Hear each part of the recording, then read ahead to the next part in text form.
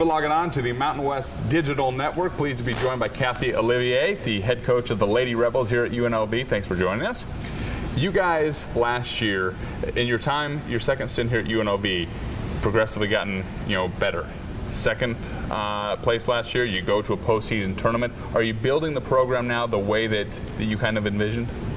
Well, to be honest, I thought it was going to be a little quicker turnaround. Not that I didn't realize that it wasn't going to be hard work, but it was a lot of hard work, and I'm surrounded by a lot of very talented, hard-working people. And with that said, it was year 4 that we finally got on the track where we want to be. 22 wins. We had 4 seniors that were very good people, worked extremely hard, talented. They knew our system, knew what we wanted them to do, and because of that, we had 22 wins. So we got to just keep that going, and we don't want any drop off, and that's kind of what we've been pressing on everyone this year. Yeah, 2 returning starters, but one of them unfortunately not going to be able to go.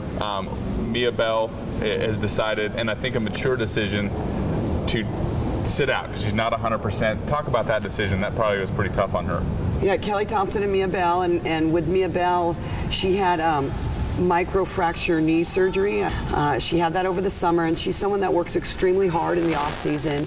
She's someone that wants to be overly prepared. It's really important for her and for everyone around her to have a great senior year and to be at 100%. She doesn't feel good about that with her teammates, but she knows it's the best decision that she needs to do right now, because there's days where she feels really good, and then there's days where she struggles. We're now put on Kelly Thompson's plate. Oh yeah. Oh yeah, she's used to it. She was like that her freshman year. We put a lot on her plate. She started as a freshman. Yeah. She's been a huge part of UNLV's success. She's been great. She's been a vocal leader. That's really not her thing, but she's been a very much a vocal leader this year. Last year she was a leader, and she was a vocal leader in the locker room. Not as much on the court because we had, like I said, four seniors, so she didn't have to as much. But this year, way more vocal. She's being a great mentor to the young ones. The taste of the postseason last year, what does that do for the girls that they did earn that? And that can go a long way in the psyche. What did that do for these girls to get a taste of playing in a postseason tournament after a 22-win season? I thought it was great. I was mad at myself, and I give this year's team a bad time because I said we set goals, and I kept saying we want to get to the tournament, we want to get to the tournament. I needed to specify we wanted to get to the NC2A tournament. But we got to the NIT, 22 wins. We beat Iowa at Iowa. We had a big win against K-State at home. We went to overtime to a very good program, San Diego State. I think Beth does an unbelievable job with her squad. We had like I said, some really good wins, 22 of them, and we get to postseason. We go to St. Mary's. We didn't play well, but we had Kelly step up, we had Mia step up, we had Danielle Miller step up. They were the ones that were coming back, and that's a plus. With that said, the seniors have been awesome. I mean, they were in banging against St. Mary's. We didn't like how we finished, and I think that's something that motivates someone like Kelly Thompson all summer, and she's going to work her butt off because of it. And again, she'll carry us, so we're going to go as far as she can take us. Final question: this year in the Mountain West, San Diego State comes back very loaded. What are your thoughts on the conference this year? As we move forward, who are going to be the heavy hitters, and who's going to be a big challenge for the Lady Rebels? Well, again, this is my 5th season in the Mountain West, and what I have found, it's just a very challenging conference. Everyone's good. You cannot take a night off. I don't care who you're playing. San Diego State definitely has earned that right to be #1 preseason. Like I said, Beth does an unbelievable job.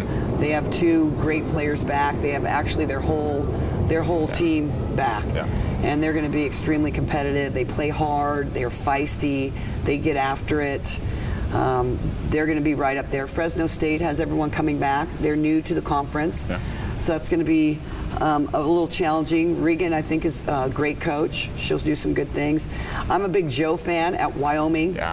Whole team back. They run a system, does a really good job in what they do, knows how to put his players in a good spot for them to be successful.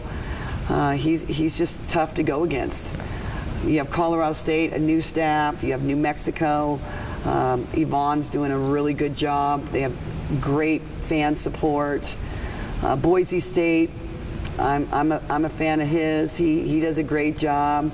Gordy's an unbelievable coach. He's just going to be very, very competitive, and it's hard to play up there. You know, teams come after you.